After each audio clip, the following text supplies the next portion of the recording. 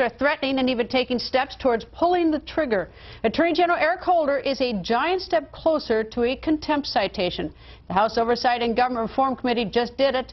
They set a date to decide whether to hold the Attorney General in contempt or not. That vote is set for next week. Now, some House Republicans say Attorney General Holder has been flagrantly ignoring their October subpoena to him despite the repeated requests. They want the Attorney General to produce more documents related to Operation Fast and Furious. Congressman Trey Gowdy is a member of the Oversight and Government Reform Committee. He joins us. Good evening, sir. Good evening, Greta. How are you? I'm very well. So the date is next week for the vote by the committee. Do you want to put a prediction whether or not it's dominated, of course, by Republicans, but will there be a vote on a committee to seek a contempt citation? Well, it's set for next Thursday, and you know, Greta, historically, when we've gotten to this point, the party that is being asked to comply has gone ahead and complied. So we've never actually gotten to the point, historically, of holding someone in contempt of Congress. So either between now and Thursday, he'll produce the documents we've asked for, or we're going to mark up or have a hearing on contempt of Congress. And you're right, the division is more Republican than Democrat. I would hope that some of our colleagues on the other side would view this as a law enforcement issue and not a political issue.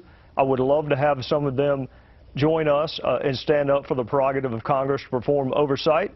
But we'll find out Thursday. I can tell you how I will vote, and I suspect I know what the outcome will be if we actually get to it, if he doesn't comply between now and then.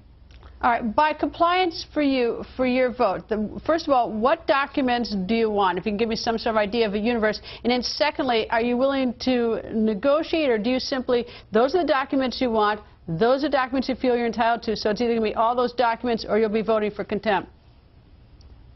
I wasn't a great negotiator when I was a prosecutor. I think when it gets to a certain point, you have to let the jury decide. But thankfully for the country, I suppose, I'm not in a leadership position in Congress. That would be Darrell Issa and John Boehner. Those decisions will be made at a higher level than mine. If they ask my opinion, I think for the sanctity of the constitutional role of oversight for Congress, we've given him over a year. So I don't like to reward indolence and letting people plea bargain on the courthouse steps, so to speak. In terms of categories of documents, there are 22 categories, 14 of which we have no documents whatsoever. So the first piece of paper he gives us will be the only piece of paper we have in that category. I'm primarily interested in any more evidence that senior-level DOJ officials knew about Fast and Furious prior to Brian Terry's death, and I'm primarily interested in how such a demonstrably false letter could have been drafted, approved, and ultimately delivered by the Department of Justice as it was to Senator Grassley.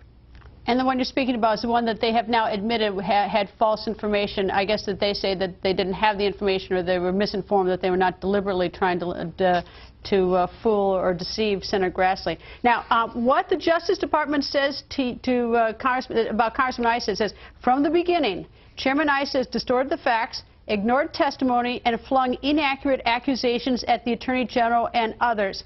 Do you take issue with that? Well, I don't take issue. It is just as demonstrably false as the letter they sent in February. I mean, look, they're in a no-win situation. They're not complying with a legitimate congressional inquiry. We have a dead Border Patrol agent. We have hundreds of dead Mexican citizens. This is a bad issue from a law enforcement standpoint for the Department of Justice. It's probably a bad political issue, although I'm not the right person to ask. What are they going to say? They can either say, you're right, we messed up, or they can do what the Attorney General spokeswoman did today, which is say that this is a typical Washington game. I promise you, Eric Holder's been in Washington a lot longer than I have. So if anyone knows how to play Washington games, it would be him and not the freshman on the Oversight Committee. It's not about politics. Never has been with me. Comply with the subpoena. You may be exonerated. You may have done nothing wrong. How will I know that if you're withholding the documents? One of the other things that the Department of Justice says is that there's an ongoing investigation, and they don't want to jeopardize that investigation by surrendering documents to you. I assume that you agree that, in the right instance, that would be a legitimate reason not to provide them now. Do you believe that just to be a dodge, or maybe you don't even believe that that would be a sufficient excuse anyway? To be candid with you, I think it's some of both. There is an ongoing investigation. There's actually ongoing prosecutions. I would never want to jeopardize that. But I don't think emails from Lanny Brewer to Jason Weinstein or to the Attorney General or emails exchanged surrounding the drafting of this letter, that has nothing to do with a prosecution or an ongoing criminal investigation. So, look, anytime a prosecutor doesn't want to comply with a FOIA request, we always tell you in the media there's an ongoing investigation. I suspect you see through it when we used to do it as a prosecutor, and I certainly see through it when it's being done now. All right. Why is the Attorney General not answering your subpoena? What's your theory? Greta, I don't know. He's got a hard job. I want to be fair to him.